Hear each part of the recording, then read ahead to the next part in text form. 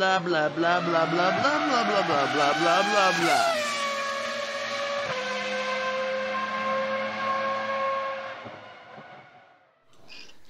Hello everybody and welcome to I'll Tell You What TV, the unofficial Formula One podcast. We've got myself, Dave, we've got Steve, hopefully we'll have James as well. James hasn't been feeling too well lately, so if he comes in with a Scottish accent, that's a strange illness that he's had recently. He's turned Scottish. Or it could be that Ray's joining us in case James needs to rush off. So we're going to be here talking about the Russian Grand Prix that happened this weekend, and in a few moments I'm sure Ray is going to be joining us. We've got our predictions to go through to see how we got on with our predictions, which means whoever's in the chat with us tonight, we have to work out who was Dick of the Day in the Russian Grand Prix. But there was a couple of things that I wanted to talk about, Steve. A few talking points from the Russian Grand Prix. One of which is Daniel Kvyat. Another is the sniper. The third... here he is. Here's James. I told you his illness has turned his accent Scottish. How are you, James? Ray sat there. Right. Oh, you clocked on there, yeah. Hello, Ray. How are you? I'm fine. I had to re-log into Skype for some strange reason. It does that now and again. It does updates quite often. So a couple of things I wanted to sort of talk about to begin with was Danny Kvyat, the sniper, Charles Leclerc, and Hamilton's tyres. So take your pick, Steve. Which of those would you like to have a quick chat about before we really get into the nitty-gritty of the Russian Grand Prix? Well, I think we should talk about a percentage of Hamilton's tyre. Because it wasn't really his tyres that were a problem, it was a percentage, like 1% of his tyre, in my opinion. But yeah, we'll talk about that first, I reckon. Go on then, what you got to say about it? Well, I can understand why the team said what they said, because at the end of the day, he had to push hard to try and get back past Vettel, and there was the theory that he may damage his tyres over the period of the remainder of the race. But I would have liked to have seen him give the position back to Bottas because of his tyres and the switch around. But I understand that the points are valuable for the team to try and secure the Drivers' Championship. Well, the interesting thing is that Bottas's engineer told Bottas that they wanted to let Hamilton through because Hamilton's got a little blister on his tyre. And he was coming under attack from Vettel after having passed him. Now, after the race, have either of you seen the video footage of Vettel checking Hamilton's tyres? You see, he has a look at his tyres, both rear tyres, goes and has a look at his own tyres, and then shakes his head to someone as though to say, "There's no blister on there, mate." But then do you see what he does afterwards? No. Puts his foot on Hamilton's tyre. That's the bit of footage I'm on about. The video footage is of him rolling the car forward, checking both of his tyres. Yeah, so you could actually see the bit that's underneath the car as well. Yeah. I think that's out of order. I think he should be fined for touching somebody else's car for the race. Well, maybe, but I couldn't really give a crap about that. It was more a case of you've got a driver who's looking right at a competitor's tyres and going, "There ain't a blister on there. The team's just fucked over his teammate." But I think it's kind of hypocritical because it's Vettel that's doing the looking and the hinting, but he's someone that's always wanted his teammate to be his number 2 driver. And that's the way Ferrari works as well. Well, it's not just Ferrari, it's Sebastian Vettel. You look, when he was at Toro Rosso, he wanted to be the number 1 driver, and he did stuff to try and emphasise that. When he was at Red Bull, he did exactly the same there. So it doesn't matter whether it's in his contract or not, he does stuff that makes everyone think that he's being treated as a number 1 driver. So how can somebody like that then question or hint at what Mercedes and Hamilton is doing, because it's what he does himself? Well, what can you say? Well, that's what we're here for, Steve. It's a podcast. You need to talk. What are your thoughts on it, Ray? I let him look in that, and to be honest, it's all too much political and that, so I wouldn't go for a fine for him. I'd let him wind up Bottas and Hamilton and have a laugh about it. Well, I think that's what he's trying to do. He's trying to stick a knife in because he's failing on the track, so he's trying to stick a knife in anywhere that he can. He said to Bottas after qualifying, he says, "Where did you win from last year?" Bottas says 3rd, Vettel qualified 3rd. So Vettel's sort of going down that route of mind games, yeah, because he can't do it on the track, so he's doing it verbally instead, which I can kind of understand, but you have to be careful. I mean, you don't go throwing bricks when you live in a glass house. Now, as for the Mercedes decision, that's something that we'll get on to actually. Were Mercedes right? Were they wrong? Should they have done it? Should they not have done it? Your thoughts, Ray? I see both sides of the view on it. Should they have done it? They've done what they've done, and that's it. They've done it so Hamilton can take his lead further. It wasn't kind of fair on Bottas, but what do you do in that situation? I would have liked him to race it out, but we're not there. We don't know what's been said in the background in that as well either. Well, from what I've been hearing, the Mercedes team and their drivers talked on Sunday morning about many scenarios in the race. However, the scenario that occurred was not one that was talked about, which is why after the race Bottas sort of did hint and did mention that what happened isn't something that was talked about. Now, I have read today that some transcript of Lewis Hamilton's radio. When Lewis Hamilton was told by his engineer that Bottas has been told to let him through, Lewis Hamilton basically said, no, just tell him to speed up. So Lewis Hamilton straight away is like, look, he doesn't need to give me the position, just tell him to go a bit quicker, right?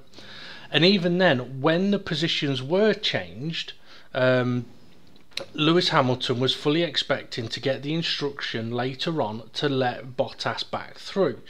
So for me, what Mercedes did, I have no problem with, because Vettel is there to challenge Hamilton, and if Vettel does what he's done in previous races and does something a bit stupid and takes Hamilton out, Hamilton loses a handful of points, Vettel gains. So they want to avoid that situation.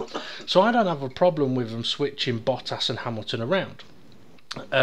Bottas shows he's a team player, shows he can drive, shows he's more than capable of fending off Sebastian Vettel. What I would have wanted to happen though is towards the end for Bottas to be given the victory back. Now there's a couple of reasons why that wouldn't have happened. One is Vettel was a little bit too close to Bottas, so if they try and do it and something goes wrong, Vettel could win or even gain a position. That'd look stupid. So you'd rather take the shit and the heat for the decision they made rather than trying to do the right thing and getting it wrong. The other thing is, by letting Hamilton take the win, he now has a 50-point lead, which means in the remaining races he can DNF twice and Vettel win twice, and Hamilton still in a fight for the title. So I think that's the main reason that they've done it, because we have seen them previously when they switched Hamilton and Bottas. I can't remember what track it was last year. They switched Hamilton and Bottas. Hamilton did give the position back, no problems, no arguments, and it was a little bit close to the car behind. But I do think that was the reason, because of the 50-point gap now.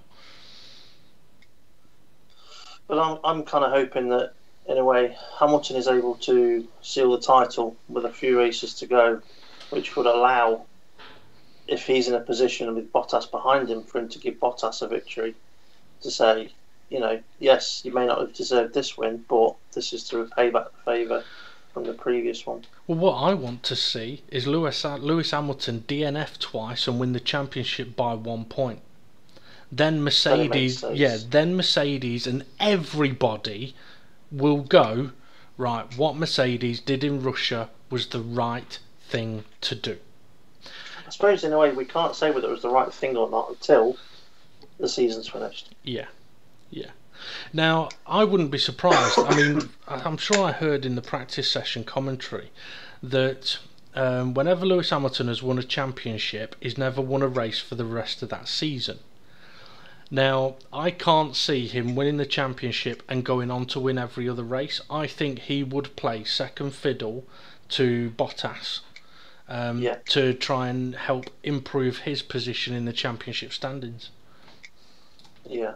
Is there still the possibility of Bottas overtaking Vettel in the driver's standings? Well, you know what? I was thinking the same thing myself, so I thought I'll go and have a look. So that is exactly what I'm doing now. Let's see. Well, first of all, you need to know how many remaining races there are to work out maximum points that can be scored. Well, first of all, I need to know the gap. Well, let's see. There's 50, 60, 69 points between Bottas and Vettel. But there's only 3 points between Bottas and Raikkonen. Yeah. So, I mean, that's something I hadn't considered, actually, the fact that Raikkonen is only 3 points behind Bottas. And if you think about it, it was only from this weekend that Bottas scored enough points to jump Raikkonen. But obviously could have extended it by an additional 7 points. As for how many races are left... 5 races left, and that makes 125 points. Yes. But obviously, with a 50-point lead, Lewis Hamilton has to keep pushing. I mean, he is in a very good situation at the moment, where all he needs to do is beat Vettel. He doesn't need to win races, just needs to beat Vettel. That's all he's got to do. Yeah. Okay, so as for whether Mercedes were right or not, I guess, as Steve said, we'll find out towards the end of the season. Okay, Danny Kvyat. It was announced this weekend that Danny Kvyat will be back in Toro Rosso next season. Can I just come in very quickly on this? Yeah, go ahead. It wasn't that many weeks ago I said that I could see him being back in Toro Rosso, and I'm pretty sure you and James went, no, it's not going to happen. He'll never be back in Formula 1. Yeah, and he is. Yeah. I don't know what to make of that situation, because it's kind of like, is your young driver program not producing so much at the moment that you go into a guy that you've fired twice? Well, fired 3 times effectively. Well, no, it is twice, but yeah. Or do they really just like Danny Kvyat that much that they always want to give him the opportunity because they know he's got ability? A bit like Grosjean, when he first fucked up, he went away, came back a better driver, hitting problems again now. Or could it be, and this is where conspiracy theories are going to come into it, could it be that Red Bull have been using Danny Kvyat as a spy? Because he's been where? Ferrari. Has been a reserve driver at Ferrari. Well, quite possibly, but as a reserve driver, would you get much information? Well, he'd be the guy that'd be doing all the simulator work, you would think. So he would have access to plenty of stuff. Yeah, sure. I mean, knowing Ferrari, they probably wouldn't let him know any information about the engines and probably would lie about car settings. But it still doesn't change the... I mean, it could be something as simple as going, oh, well, all of their staff don't have water available for free. They have tea and coffee. It might be a tiny thing, but it's something that could boost morale and make people work better. So it could be anything from the smallest thing to the biggest thing. If you've got someone there, you've more chance of finding something out. True. So my question is then, Ray, are you spying on us to make a better podcast? As always, no, I don't do a podcast. I've not got the voice for a podcast. What are you doing here then? No, I'm joking. I don't know, somebody phoned me up. So, go on then, your thoughts, Ray, about Danny Kvyat. I mean... I don't know, because like somebody... a person I know told me about it, and I was like, you're kidding me, they've sacked him and they're bringing him back. See if somebody sacks me. I'm not going back there. Exactly. So, I don't know, I think there's something weird about it, whether it's him looking, oh, well, I can get back into F1, I might have a third chance, as you say, proving myself a wee bit better, or what? I don't know. Is he hoping to get into the Red Bull team? Well, I can't see that happening. I mean, it's an interesting question, but I can't see it happening because, I mean, Gasly's done more than enough to get promoted to the Red Bull team. Verstappen's going to be there until he goes to Ferrari or Mercedes. I mean, I can understand it from Kvyat's point of view, going, well, you know what? Someone's offering me the opportunity to race in Formula 1 again, I'm going to take it. I can fully understand that. I just can't understand the mindset of Red Bull or Toro Rosso sitting there and going, oh, who should we offer a seat to? I know, Danny Kvyat. I mean, there was I probably... think though it's probably more like who have we got left that we can offer the seat to. Well, they could have gone Verline. They could go Ocon. They could go. There's plenty of drivers in the junior formula that they could offer a seat to. I think it's the guy in the juniors formula not got enough hours or something. Enough license points. Yeah, you mentioned his name last week, didn't you, Steve? Or was it the guy that Dan Tickton. Yeah, Dan Tickton, that's the one.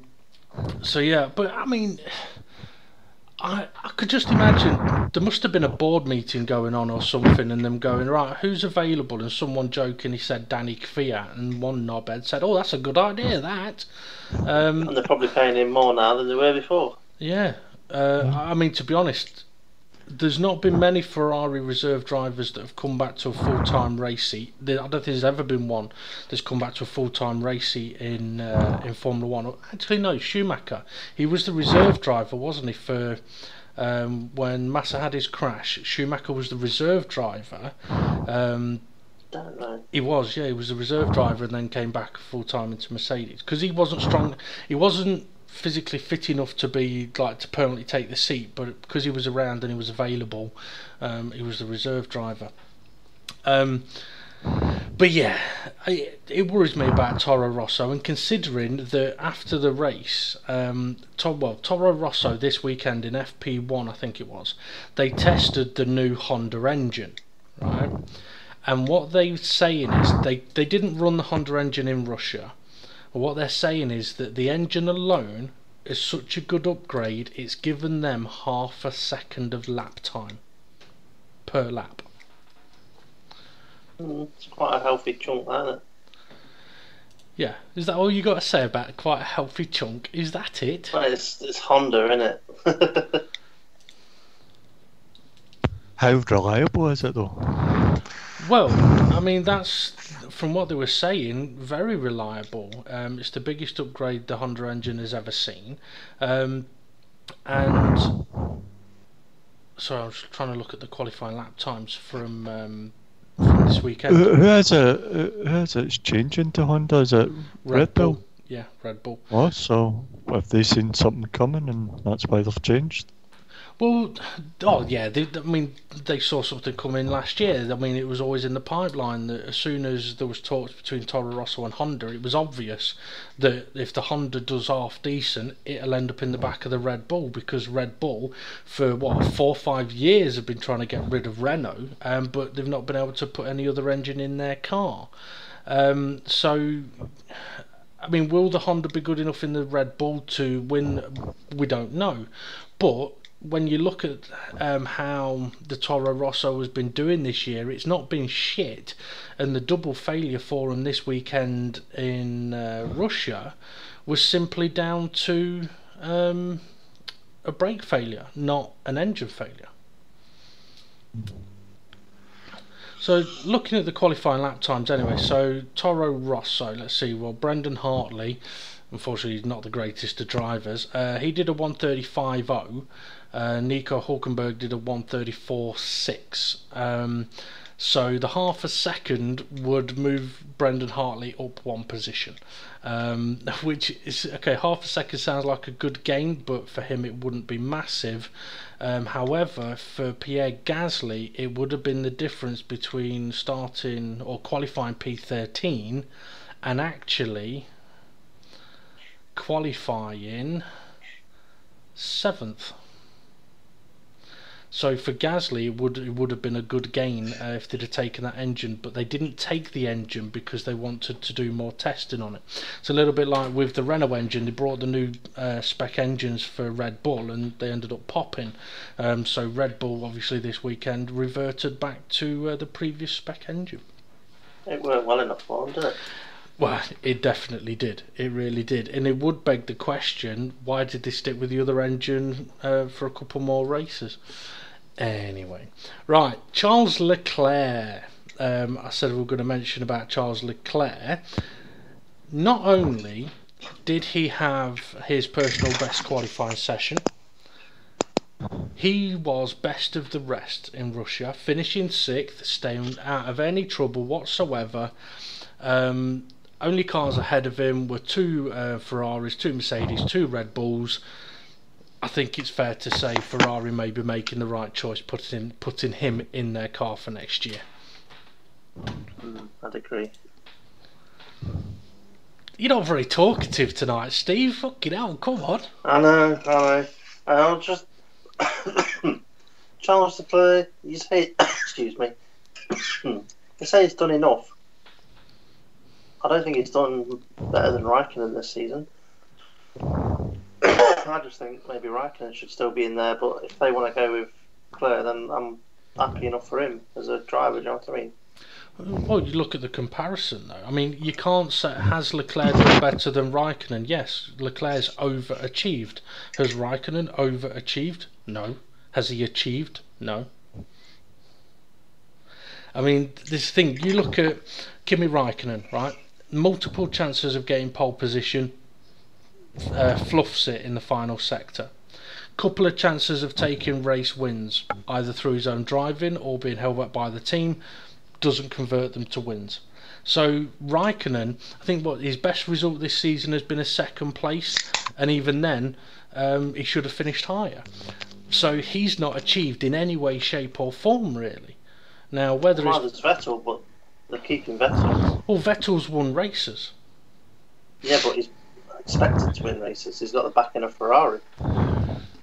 He's won races where Raikkonen's moved out of the way for him.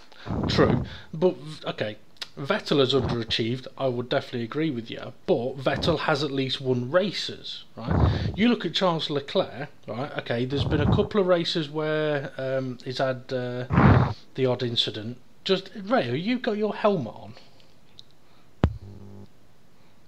You've just pressed mute. Oh, sorry.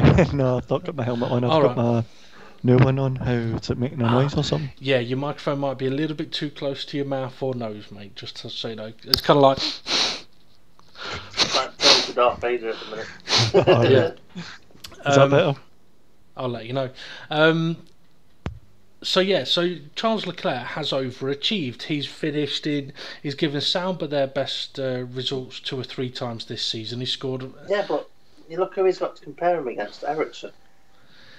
Yeah, but I'm comparing him against the rest of the grid, other than the top 6. Okay. Right. You look at Kevin Magnussen, right? The Haas, Kevin Magnussen has been fighting for that sort of best of the rest position in a number of races, right? But he's also, when he's had a bad race, he's ended up pretty much dead last, right? Or right near the back, right? Leclerc, he's been right there fighting for best of the rest or just outside the points. So of that group of best of the rest, Leclerc, I would say, has been the more consistent. If that's the case, why has he only got 21 points and down at 15th? Well, because the first 4 races of the season, he had a shit car. I know, but there's... Alright, well, let me just go through this then, right? Grosjean has had a disqualification and non-finishers at like the first Grand Prix where they could have finished 4th and what have you. He's on 27 points. He's ahead of Leclerc. Gasly in the Toro Rosso is ahead of Leclerc. Carlos Sainz is ahead by 17 points. Ocon has got 47. Perez has got 47. And Alonso's on 50. Yeah, but my point is overachieving. Leclerc in the car and the team that he's in has overachieved. Perez hasn't overachieved. Ocon has overachieved. Alonso hasn't. Van Dorn hasn't.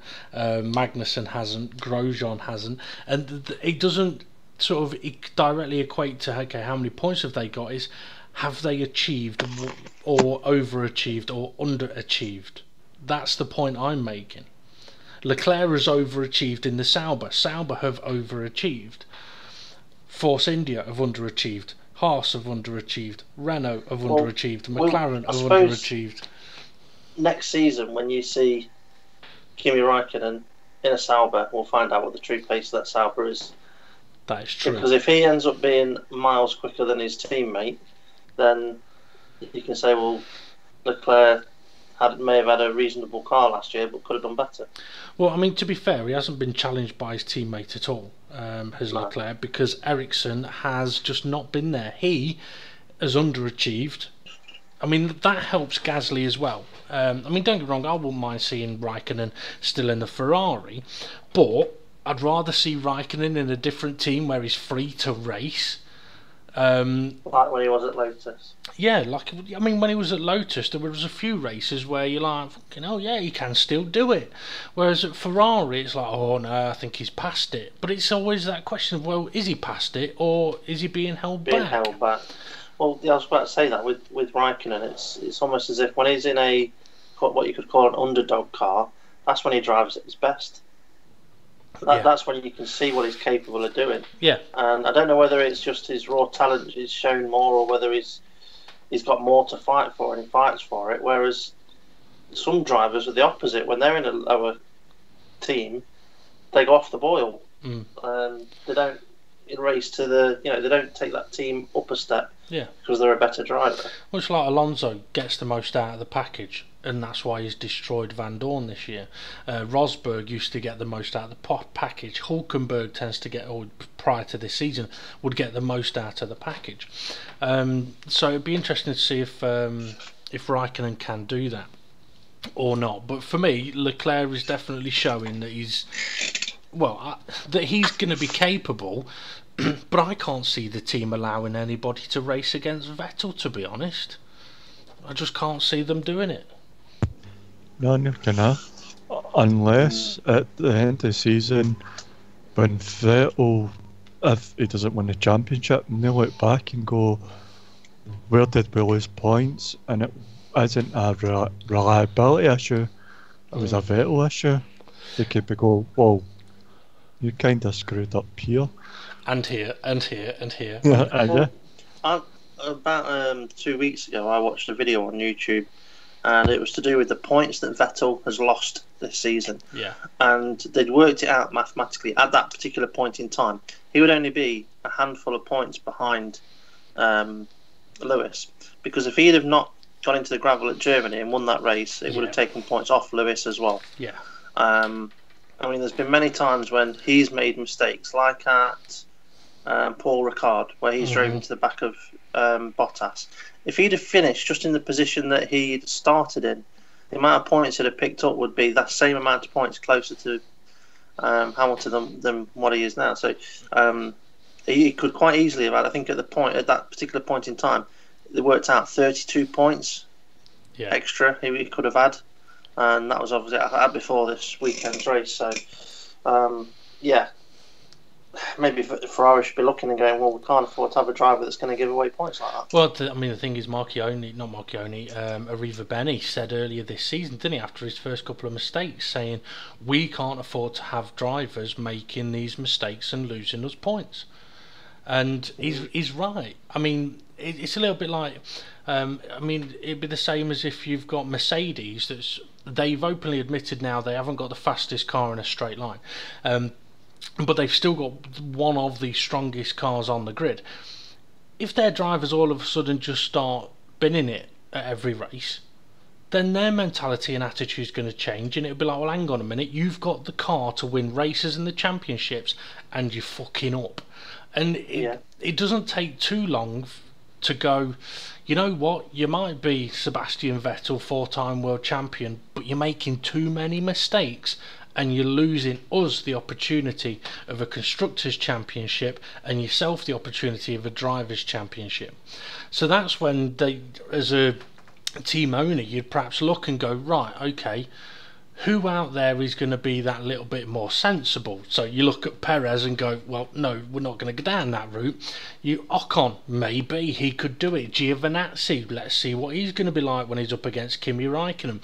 And that's going to be interesting as well, seeing Giovinazzi up against Kimi Raikkonen next season. But it will make team owners look at the drivers and go, a bit like Red Bull did with Danny Kvyat. Fucks up 2 or 3 times and they go, you know what, you're costing us points and you're making us and yourself look stupid. Right, you're out. Yeah. But with Ferrari, though, it's so easy to look on paper and look at Vettel's records, race, the amount of race wins, his drivers' championships, and all of that. But a lot of his wins and a lot of his championships came from when the car he was in was, without a doubt, faster than anyone else out there other than his teammate. And he didn't have anyone to race. And when he did have someone to race, which was Webber, he had contact, and it was his fault. Yeah.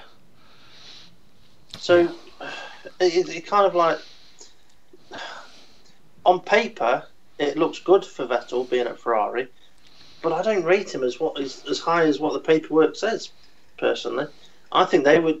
If you'd have taken Vettel out of Ferrari and put Bottas in the Ferrari, I think Bottas this season would have more points than Vettel. Quite possibly, because Bottas is a driver that doesn't often fuck up. Like if he's apart from Russia a couple of years ago. Yeah, but that was part of his learning curve. The thing is, we've said it before, where we want to see Bottas be more aggressive and attempt overtakes, and he may have gone too far in the opposite. He can't. He's got team orders. Yeah, but he may have gone too far in the opposite direction, where he's nowhere near aggressive at all.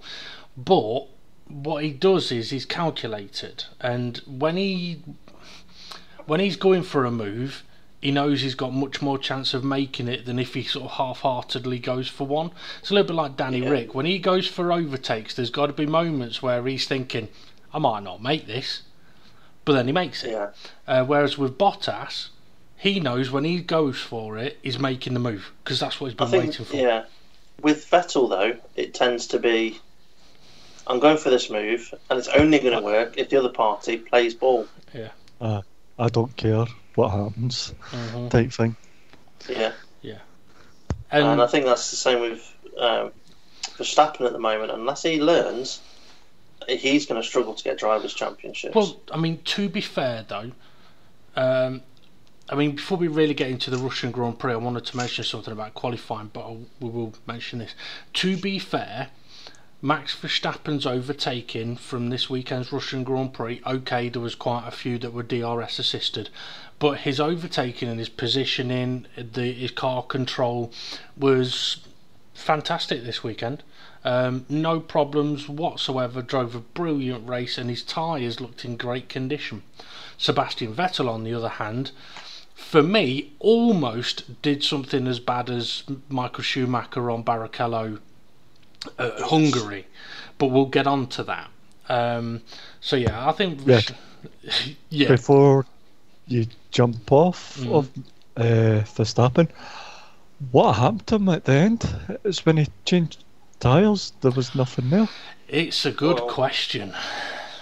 I watched it on BBC on Channel 4, and basically the interview he had there, he basically knew that he wasn't, if he pushed hard to catch Raikkonen, which he could do, he wouldn't have the tyres necessarily to be able to challenge for the position or even then stay ahead of him. And it made more sense for him to bag the points he'd got and rest the engine for the next race. Top and bottom of it is holy shit! Fucking Jesus! Yeah. I thought I was hearing voices for a minute then. But yeah, top and bottom of it, Pirelli are just utter shite. Do you even know what we were talking about? Yeah. How long have you been sat there fucking listening in? I just got it. I just got in as Ray were going on about Max Verstappen. All right, okay, that's not too bad. James is with us, everybody. See, his accent hasn't just turned Scottish. So, okay. Before we really get into the race, I want to talk about qualifying. Not too much in depth. Just 2 things from qualifying for me. Number 1, Ferrari were way off Mercedes' pace in qualifying. It was embarrassing. And 2, for me, qualifying was an absolute joke. Right? I didn't get to watch it live. I had to watch a replay of it, And when I was watching it, I was like, I didn't need to bother, because 5 cars at the back of the grid with engine penalties, they're basically out of qualifying. There's no point in being there, but they're going out on track just to mix things up a bit. And for me, it was an absolute joke brought in by the engine penalty situation. Now, over the practice sessions that I managed to watch or listen into, they were talking about the engine penalties, and they were asking people to tweet in their thoughts about the engine penalties and all this kind of stuff. But not one comment was made. Now, I don't know what was sent into them. I don't get to see them. Yeah, but they probably won't be able to read them out, that's why. Yeah, but they didn't verbally mention anybody's comment that said something along the lines of this: here's how to get rid of engine penalties. Every car can have a brand new engine at the start of every weekend and 1 backup engine from the previous race. If they need a 3rd engine because they're in dire straits, then you can bring in a penalty. But you get a brand new engine for every race, then you don't have engine penalties. Basically, but that works out then that if there's a 21 race season, they get 21 engines. Yeah, they get 21 engines, right? You go to round Whereas 1. at the moment, how many are they running for with at the moment? 3, right? It wouldn't be 21 engines, actually. It'd be 22, right? Because you turn up to Australia with 2 engines, right? And the reason for that is you haven't got a previous race to bring your engine from. So you turn up at Australia with 2 engines. You put 1 engine in at the start of the weekend, and that is to do the whole weekend for you. Right? If you do have to change it for the newer engine, I could understand, yes, apply some kind of penalty for having a brand new engine in. But me personally, I'd add it as a time penalty or a points penalty, right? Because you've got an advantage. Then what you do is you go to your next weekend, right, with the same 2 engines that you took to race 1. You've got a brand new engine, and you've got an engine that's just on a race weekend. So you put your brand new engine in for that race weekend, and if you have a problem, you have to put your backup engine in. You don't get a penalty because that engine has already done a whole race weekend, which means it's not going to be in as good condition or as powerful as the engine that you were going to use. So you don't need a penalty. You take it physically as you're driving.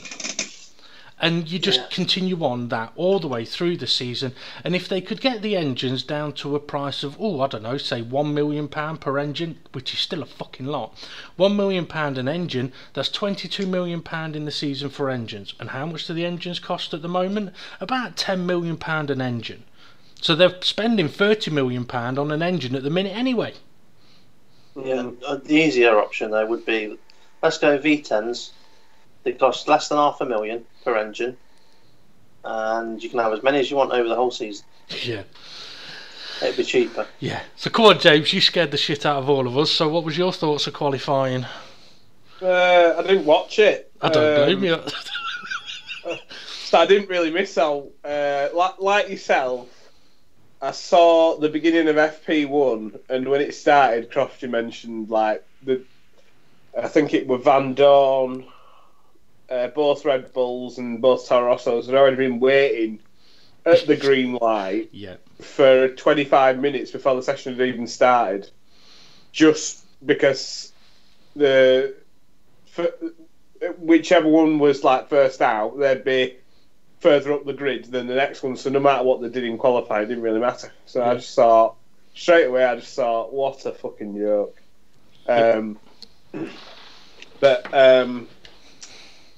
Yeah, just kind of qualifying. I didn't even watch it, so I don't really have an opinion other than I were a bit annoyed. And it's the second time it's happened at the Russian Grand Prix. I remember, I think it might have been 2016 or 2015. Me and Vicky were on holiday in Corfu, and I might have mentioned this to you before. And I said to lady behind the desk, because you couldn't really take control of the TV. You just turn on the telly and it give you one channel. Yeah.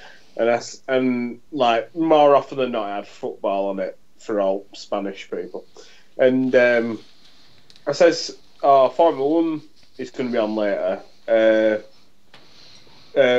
On my thing here, it says it's going to be on in about an hour. And she went, no, it's on in 2 hours. I went, Are you sure? Because on my thing here, it's telling me 1 hour. He goes, no, 2 hours. And then I sat there watching this fucking Spanish sitcom that were utter shite for about fucking 2 hours. And then she must have flicked the channel on to Formula 1, it were halfway through the fucking race. I was like, you fucking are joking. And then I kind of thought to myself, right, Formula 1, it's normally on at about 1:15. Yeah. I'll turn my iPad on. I did this. I thought, I'll turn my iPad on and see what's going on. It's about 10, so Brundle might be doing his grid walk. Flick it on, and they're already fucking 26 laps into the race. I thought, oh, for fuck's sake. Yep. But in a way, I haven't watched it all back. But apart from looking at Max Verstappen's moves on YouTube, I haven't bothered to go properly watch it again because apart from the Hamilton Vettel bit, which lasted 30 seconds, the rest of it seemed pretty shit. Because even Max Verstappen's moves, they were all on DRS. Yeah, I mean, most of them were, but he did get through. I mean, that's something again that comes from the qualifying and the engine penalty situation. In the most of the overtaking done this year has been by cars at the back of the grid that are there because of engine penalties. Right? That's not what the sport should be about. Okay, last year's Russian Grand Prix there was one overtake, so there was more overtakes this year than last year, and it was a much more watchable race than last year. But it still wasn't an epic race, a fantastic race. It was kind of entertaining because it was almost like it was teetering on the edge of someone's going to do something stupid in a minute, but nobody really did. So, but I did the same. I did the same. Yeah, on there. Yeah, it will be next year. I did the same as you, but not exact with the times. All right, I'd set my alarms and everything to get up about 12:10, right? So I thought that gives me enough time to have a shower, get a bite to eat, get ready, watch the programme. I come in, turn my computer on, put the channel on, and I'm like, hang on a minute, they're on lap 2. What the fuck? Right, fuck this, I'm going back to bed. So that's exactly what I did. I just went back to bed. Therefore, what does that tell you? Formula 1's not that fucking entertaining because a hardcore F1 fan will turn a Formula 1 race on and go, oh, it's lap 2, I've missed a lap. Ah, fuck this, I'm off to bed. Yeah. Yeah. Yeah, but in hindsight, today did that so we could watch it from lap 1. Yeah, I mean, to be fair, I could have just watched it and they would have shown the replays of lap 1. So, but yeah, I mean, I did just go, fuck this, I'm going back to bed. But yeah. Okay, so yeah, qualifying was a joke, as we mentioned. We've all kind of hinted at the Hamilton-Vettel moment. Was it a moment? Did he do anything wrong? Did Vettel do wrong? Was Hamilton just bitching? How bad was it? Can I have a first shout on this one? Well, just before you do, I'm just going to mention for anyone that's listening and ain't got a clue what we're on about. Lewis Hamilton lines up to overtake Sebastian Vettel, goes to the right of Vettel, isn't quite alongside. Vettel moves and blocks him, and Hamilton has to get out of the throttle. Hamilton complains, saying he's moved twice and it should be a penalty. So, go on then, Steve. Right, did he move twice? Well, he moved in the same direction, in my opinion, twice. So he moved to the centre of the track, saw Hamilton was still going to go for the inside, so then moved further to the inside to block him. And for me, that's moving twice. I think he got off lightly. Because if you're going to say that's okay what he did, we're going to see others doing it, and you're going to end up seeing a car getting launched up the back of another one. Cool. I think it was half like desperation, and as well, I would if Hamilton was any further forward than what he actually was when Vettel moved from the centre of the track to the right, and let's say there'd have been contact or whatever, it'd have been full on Vettel's fault. Yeah. But the fact that no came of it and then Hamilton fucking did him in the next corner kind of were a bit of justice for being a bit of a little bit dirty. But we've seen it plenty of times from Vettel, how many times it can just be a little bit dirty. Like, you know what I mean? Like, I'm not saying don't defend or anything like that, but if you're going to defend, fucking defend. Don't half-heartedly defend and then go, shit, I'm only in middle of the road, I'm not fully defending. Yeah. I mean, fully defend, and then you can always squeeze back across as long as you leave a car's width. I mean, that's something you learn in online gaming. If you don't go all the way over to the white line, someone will go up the inside of you and go, there was space. Ray, your thoughts on Vettel Hamilton? Well, could that have been a bit he never done it smoothly enough? Maybe. Well, that's kind of what I said. It was more that it was two movements to the same direction rather than one continuous movement. Well, Johnny Herbert on commentary, he had the Sky app thing, so he was like watching it in slow motion, watching it on board, and what he said was that there's one motion to the right done in 2 stages, and for him it wouldn't be a penalty because Lewis Hamilton didn't have any of his car alongside Vettel. If he had have done, then yes, he probably would have been in the wrong and got a penalty for it. And from that sort of grounds, I can kind of go, right, I can understand why they've taken no further action.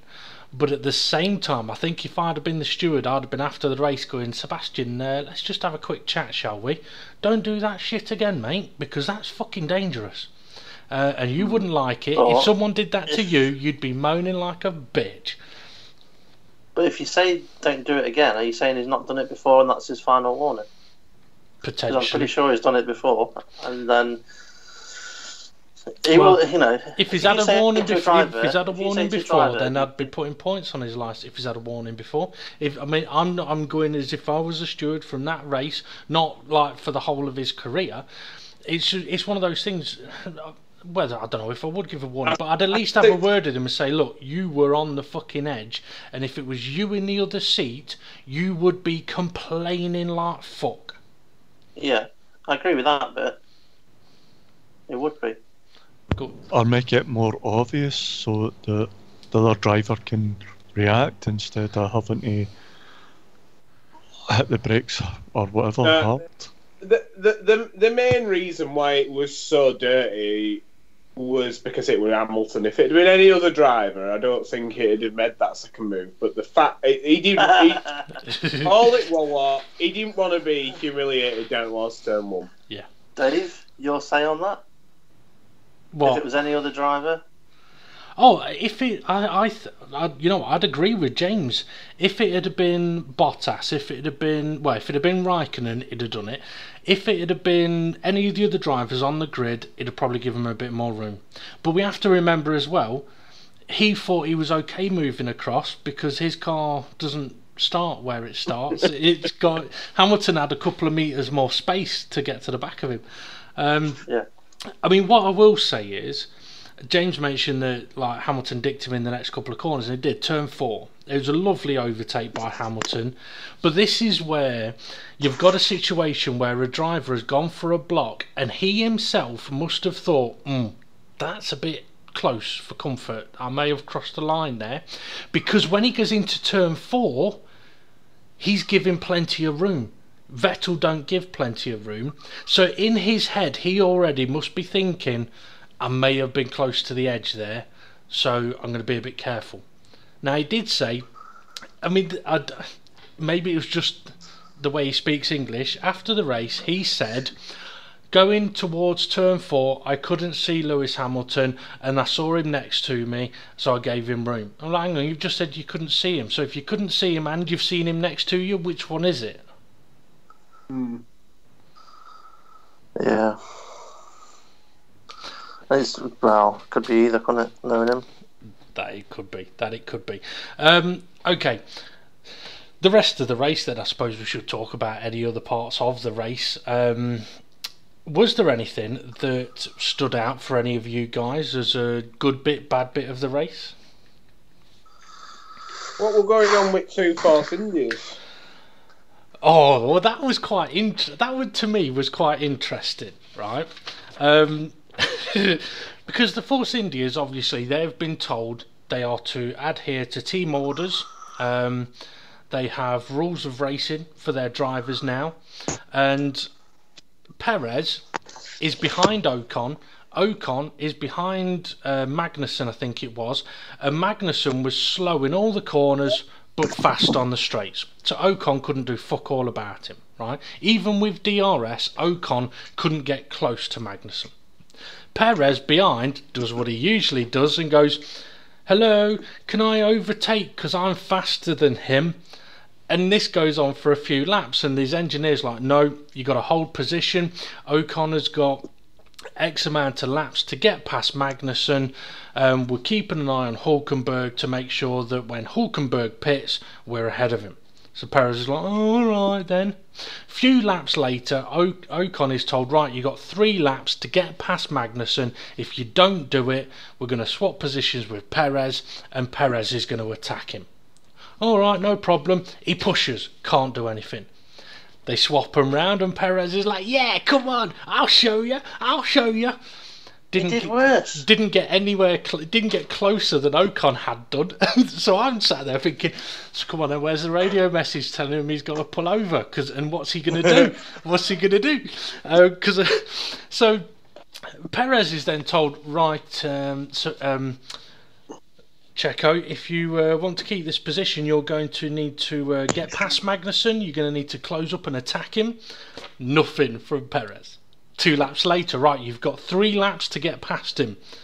"Oh, we'll give you 1 more lap. Oh, we'll give you 1 more lap. Oh, we'll give you 1 more lap." Hulkenberg pits. They've got the gap. Everything's fine. Perez is now further away from Magnussen than he ever was, and then gets told, "Right, Checo, you're going to need to move over and give Esteban the position." Nothing from Perez. I was half expected to hear Perez go, "No, if he wants to pass me, he got to fucking overtake me." I love your Mexican accent. Give me a burrito.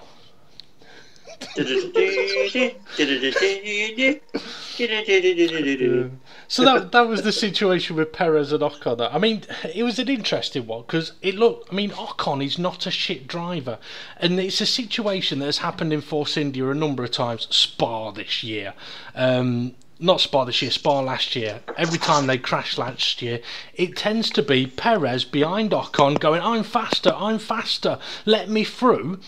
But Ocon sat there giving it, "I'm trying to attack this guy ahead, but I can't do it. I haven't got the grip." So then they swap him over, and Perez goes, "All right, so this is why he was going so slow. I get it now." See, it's easy to follow someone who's your teammate and cruise, thinking I can go so much faster, than following someone and trying to attack and going, "Shit, you know what? I ain't got the grip."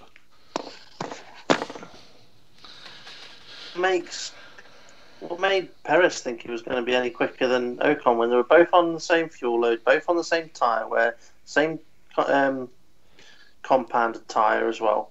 I mean, where did he think he was going to have an advantage from? In the past, when he's argued the case of going past, he's either done a pit stop or the pit stop strategies are different, he's on better tyre wear, and you can kind of think, well, yeah, it's worth asking the question of can I get by because of strategy reasons. But in that particular situation, it was like, well, yeah, okay, you can go past Ocon, see if you can, but you've got to then overtake the other guy. If not, give the position back. But because I ended up watching the highlights, how many laps was it from when he was told, "Now you got to give the position back," to him actually giving him the position back? Half a lap. Oh, that's not too bad then. Yeah, he didn't hang about, to be fair, when it came to that. Let's see. I'm just trying to see if I can.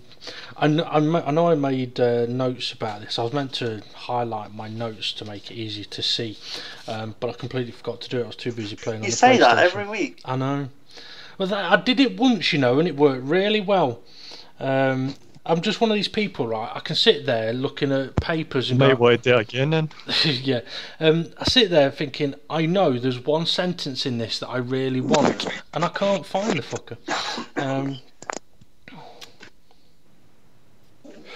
Ooh, where is it? I can't find it. Oh well. Don't worry about it then. You'll remember it later. Yeah. Shall we get on to some of the predictions that we did? We could do, because one of the things that we need to do with our predictions for this week, one of the things that we did was me, Steve and James, we all gave a prediction of who would be Dick of the Day. The Dick of the Day would be discussed between us, and Ray can join in this discussion as well. And if you're listening in on YouTube, you feel free to put your comments on who you would give Dick of the Day to. So we need to actually decide who would get Dick of the Day, and then see if any of us got that particular prediction right. So before we properly get onto the predictions, we need to work out who got Dick of the Day. Now, something interesting happened, right, James and Ray. Steve messaged me after he'd watched the race, and I think what was it you said? I think I'd give Vettel Dick of the Day for the move on Hamilton. And I said, oh, you've not seen Magnussen do it 4 or 5 other times during the race then? He was like, no, I'm watching highlights. I was like, all right. Magnussen forces Sainz off the track. See, this is another thing I was meant to highlight. Magnussen, right? The amount of times he forced people off the track. I'm going to go through this. I'm going to find this. That was it. Lap 18, right? I saw on the timing tower that there was Sainz, Ocon, Magnussen and Perez all really close. There was 3 seconds between them. And then all of a sudden, Sainz dropped 2 places, then gained 1, and then lost 1. And I'm like, okay, what's happened there? About 5 laps later, it showed the replay of it. So going into turn 1, turn 2, Magnussen is attempting the overtake on Sainz. He manages to get past. Sainz is going for a bit of a switchback, and as they're going round turn 3, Magnussen doesn't turn left. He basically just goes straight on with Carlos Sainz on the right of him and going, yeah, there's a bit of tarmac over there, you can use that, mate. So he just forces him off the track. And he did it 2 or 3 times during the race.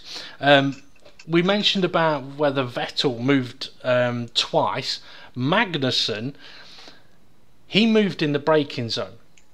On one occasion, I think it might have been, I can't remember who it was that was looking at the overtake, but someone went to go down the inside of him at turn 2, and he basically braked in a diagonal, rather dangerously actually, but he did that a couple of times as well. So for me, Magnussen would get Dick of the Day for all of the dodgy fucking driving that he did in Russia, that it would appear he's been driving really well this season.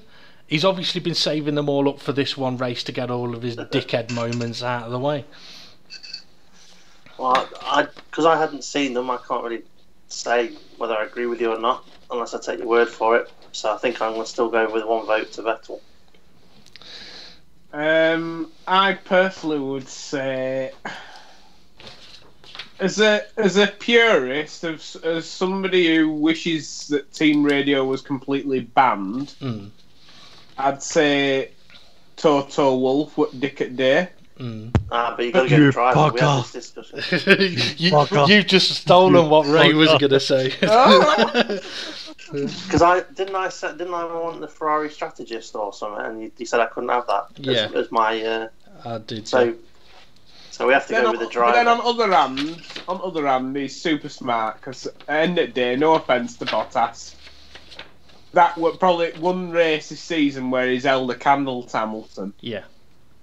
And unfortunately, it's too little, too late. And the only thing that I would have said is before the race even started, I'd have probably said, if we get in a position where we're 1-2 in the race, I'm really sorry, Valtteri, but before we even start the race, you're not going to win. Yeah. You know, just break it to him. You know, it might put his head down, but then go, but the only way you will win is if Vettel's in P2. Yeah. I mean, you probably didn't hear it earlier, James, when I was talking about, mentioned about the Mercedes. The team and the drivers discussed their scenarios, what they would do with scenarios in the race. And the scenario that occurred is one that they just hadn't been discussed. It wasn't talked about. But if he'd have done what you said, which is just say, look, Valtteri, if you two are 1 and 2, Hamilton's taking the win. Then it doesn't matter what the scenario is.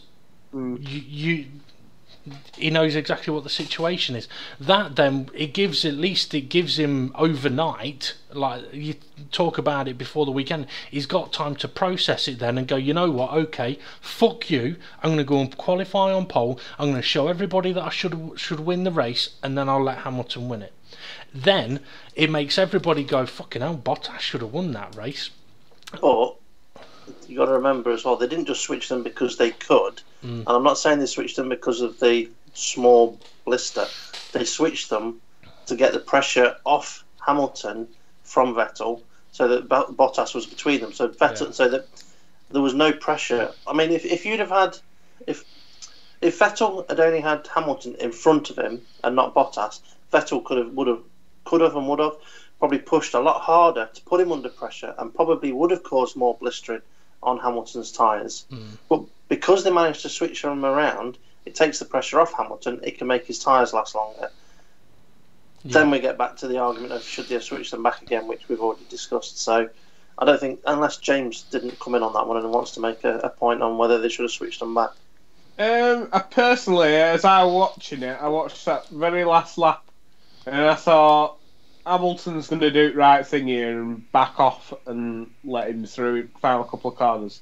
And he didn't. And I know that obviously Mercedes-Benz is like, we need to secure your championship. But, like, it was just another one of them podiums where everybody's a bit fucking awkward. Hamilton's not happy, even though he's won. Bottas isn't happy, because he should have won. Vettel ain't happy because he come first. So everybody's on podium and everybody's getting paid tons. Yeah, I think for Hamilton. If you watch back, Vettel was laughing. He knew what was going on between the teams. He was fucking laughing. Yeah. Well, did you know that on the podium, Hamilton offered his trophy to Bottas? So he went, this is yours. And Bottas went, no, you're right. I don't fucking want that, you bastard. You keep it. You can have it as a fucking reminder of how you fucking screwed me. David Coulthard on Channel 4 was asked when he was in a position where he had to give the place to Mika Hakkinen when Mika Hakkinen got his championships. In that team at the time, the drivers had a win bonus. And because you should have had the win but gave the position to your teammate, did you still get your win bonus? And Coulthard's reply was, of course I did. I'm Scottish, I made sure I got the bonus. Yeah, not wrong. But I think the difference with the situation with Coulthard and Mika Hakkinen were, I'm pretty sure it was at the first fucking race. Yeah. It wasn't like championship deciding thing. It was literally first race of the season. Yeah. Just let Mika through. It's like, well, you already have decided the championship before you even started. Yeah. But having watched a documentary on Coulthard, it goes into more of the reasoning in that, and it was all to do with Ron Dennis felt that he owed so much to Mika Hakkinen because of Mika Hakkinen nearly losing his life in his car. Yeah. When he had his incident in Adelaide, which basically shook his brain out of his head nearly, turned it to mush. So he owed so much. Ron Dennis felt that he owed so much to Mika Hakkinen that he was determined to get him a world title. Yeah, James, you know the documentary we got you to watch about with Blundell? Yeah. It's same series. There's one with Coulthard.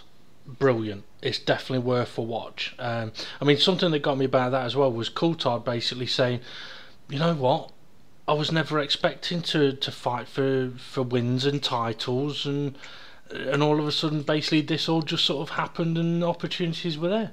But it's really interesting to watch. Anyway, we diverge. James then thinks that Toto Wolff should get Dick of the Day. If it's not Toto Wolff, James, if you had to pick a driver, who would it be? Is it Hamilton for taking the win?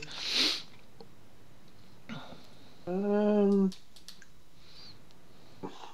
no, because he was just doing his job. And in a way, Toto Wolff can't really be Dick of the Day because he was just doing his job. He's got to answer at the board of Mercedes-Benz, and if they miss the title by 2 points, everybody's going to go, what the fuck were you playing at? Yeah, I mean, that's what I said earlier. If Hamilton now has 2 DNFs but still wins the title by 1 point, everybody will go, Mercedes did the right thing. Well, okay. Would you give it whoever installed the brakes on the Toro Rosso